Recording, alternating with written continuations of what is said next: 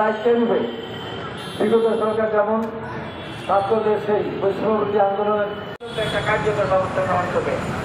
আমাকে যারা শুনছেন তাদের সবাইকে ধন্যবাদ জানাই।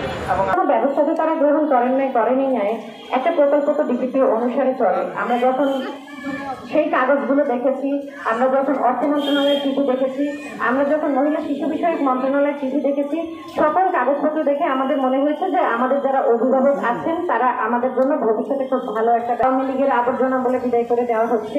এর প্রতিবাদে আমরা এখানে বসেছি এবং আমরা চাচ্ছি আমাদের 2 দফার দাবি। প্রথম দফা দাবি হচ্ছে যে আমাদের সাথে যেটা কথা ছিল যে আমাদেরকে পদ সৃজনপূর্বক রাজস্বের স্থানান্তর করা হবে, সেটা করা হচ্ছে। এবং আমাদের দ্বিতীয় দফা দাবি হচ্ছে রাজস্বের আশ্বাস দিয়ে যে আমাদের বেতন কর্তন করা হয়েছে, বিভিন্ন সময় আমাদের বিভিন্ন ধরনের ভাতাগুলো কর্তন করা হয়েছে, সেগুলো আমাদেরকে অবিলম্বে ফেরত দেওয়া হোক। এবং আমাদের সাথে আপনারা সংহতি প্রকাশ করতে আসার জন্য আপনাদেরকে আমরা অশেষ কৃতজ্ঞতা জানাচ্ছি। তো আমি এই মুহূর্তে হাবিব ভাইকে অনুরোধ করবো কিছু বলার জন্য। সরকারের পক্ষ থেকে আসুন, তাদের কথা শুনুন, তারপরে আপনারা আলোচনায় যান, তারপরে আপনারা ব্যবস্থা নিন। কারণ তাদের সাথে আলোচনায় বসলে সমাধানের পথ একটা অবশ্যই বেরিয়ে আসবে। আর একটা কথা, আমরা যেহেতু জুলাইয়ের পথে নামতে পেরেছি, আমরা কিন্তু বারবারই পথে নামতে পারবো। কারণ আমাদের কোনো স্বার্থ নেই, আমাদের স্বার্থ একটাই, সেটা হচ্ছে যেখানে অন্যায় হবে তার বিরুদ্ধে দাঁড়িয়ে যাও। সুতরাং আমি বলতে চাই আপনি আমার সরকার, কারণ আমি আন্দোলন করেছি, আমি জুলাইয়ের পথে ছিলাম। আমার মতো এই যে এখানে যারা আছেন তারাও অনেকে ছিলেন। তাহলে আপনারা কেন তাদের উপরে তাদের সাথে কথাবার্তা না বলে জুলুমটা চালাবেন, এটা তো আমি বুঝতে পারছি না। তাই আবারও বারবার আমি বলতে চাচ্ছি, আপনারা আসুন, তাদের সাথে আলোচনায় বসুন, তাদের সাথে এই নির্মম আচরণটা আপনারা করবেন না, এবং করলে কিন্তু কোনো অন্যায়েরই ফল কখনোই ভালো হয় না। ধন্যবাদ সবাইকে। আমার মারা অবহেলিত, দুর্নীতির খপ্পরে আমার গ্রামের বাবারা অবহেলিত, দুর্নীতির খপ্পরে আমার শিশুরা ঠিকমতো স্কুলে যেতে পারে না।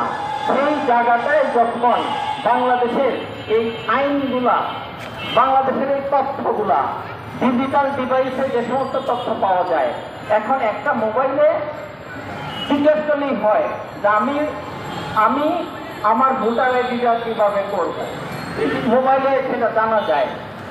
এই জানার তথ্যটা তো তাদেরকে শিখাই দিতে হবে।